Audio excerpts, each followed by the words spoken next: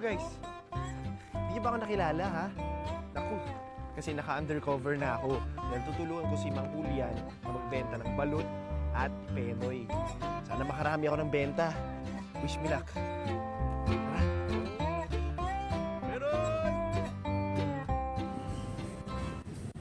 Balut! Penoy! Balut! Penoy! Bili ko.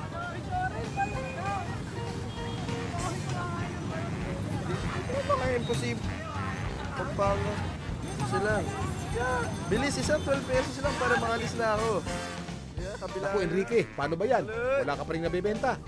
Pinoy.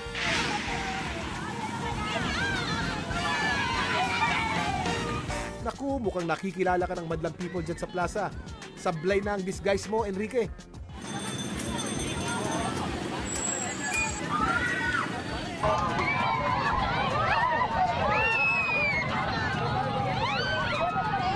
Ano, bili?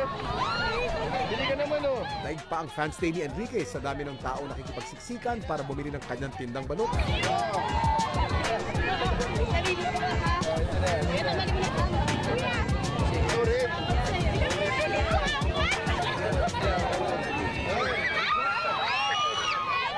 Hoy, libreng kiss pa. Sige lang, okay lang. Kiss na lang bagay. Thank you, salamat. Hoy.